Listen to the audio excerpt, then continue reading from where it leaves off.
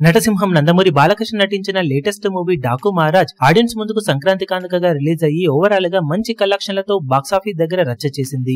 Openings కుమ్మేసినా కూడా తర్వాత మాత్రం కలెక్షన్లలో స్లో డౌన్ అయ్యాయి. కానీ అప్పటికే బిజినెస్ లో చాలా మొత్తాన్ని రికవరీ చేయడంతో బ్రేక్ ఈవెన్ కోసం మరి కాస్త కష్టపడితే సరిపోతుంది. కానీ బాలయ్యకు తెలుగు రాష్ట్రాల్లో సూపర్ స్ట్రాంగ్ మార్కెట్ ఉండే సీడెడ్ ఏరియాలో సైతం డాకు మహారాజ్ అండర్ పర్ఫార్మ్ చేయడం ఎవ్వరికీ అంతుపట్టడం లేదు. సీడెడ్ ఏరియాలో బాలయ్య సినిమా జానర్ ఏదైనా కూడా కలెక్షన్ల పరంగా సాలిడ్ గా దుమ్ము లేపుతాయి. అన్ని సమయాల్లో కూడా బ్యాక్ టు బ్యాక్ హ్యాట్రిక్ విజయాల తర్వాత బాలయ్య సంక్రాంతికి డాకు మహారాజ్ సినిమాతో రావడంతో మరీ అంచనాలు హెవీగా లేకపోయినా మొదటి రోజు టాక్ మిక్స్డ్ గా ఉన్న మొదటి రోజు టాక్ బాగుండటంతో షోకు కలెక్షన్ల పరంగా దుమ్ము లేపి ఓవరాల్ గా ఎక్స్పెక్టేషన్స్ ను మించిపోయే ఓపెనింగ్స్ అందుకున్నాయి. కానీ తర్వాత సంక్రాంతికి వస్తున్న సినిమా వలన కొంచెం స్లో డౌన్ అయింది. కానీ సీడెడ్ ఏరియాలో అయినా బాగా హోల్డ్ చేస్తుంది అనుకున్నా కానీ అక్కడ ఓవరాల్ గా బిజినెస్ అందుకోవడానికి ఇంకా చాలా కష్టపడాల్సిన అవసరం సినిమాకు ఎంతైనా ఉంది. అక్కడ 15.5 కోట్ల బిజినెస్ ను సొంతం చేసుకున్న సినిమా ఇప్పటి వరకు 12 కోట్లకు పైగానే రికవరీని సాధించగా బ్రేక్ ఈవెన్ అందుకొని మైనర్ ప్రాఫిట్స్ రావాలి అంటే 4 కోట్ల లోపు షేర్ ని ఇంకా అందుకోవాల్సిన అవసరం ఎంతైనా ఉంది.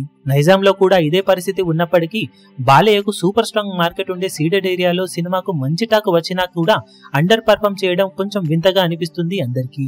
బ్యాక్ టు బ్యాక్ హిట్స్ తో జోరు మీదున్న బాలయ్య రీసెంట్ 4 మూవీస్ లో సీడెడ్ లో అండర్ పర్ఫార్మ్ చేసిన సినిమా ఇదేనని చెప్పవచ్చు. ఇక మిగిలిన రన్ లో సినిమా ఎంతవరకు జోరు చూపించి టార్గెట్ కి దగ్గరగా వెళ్ళగలుగుతుందో లేదో చూడాలి. ఇప్పుడు ఈ వీడియో మీకు నచ్చినట్లయితే లైక్ చేయండి, షేర్ చేయండి, ఛానల్ ను సబ్స్క్రైబ్ చేయడం మాత్రం మరవకండి. ఏ చిన్న అప్డేట్ ను మిస్ అవ్వకూడదు అనుకుంటే బెల్ ఐకాన్ ను ప్రెస్ చేయండి.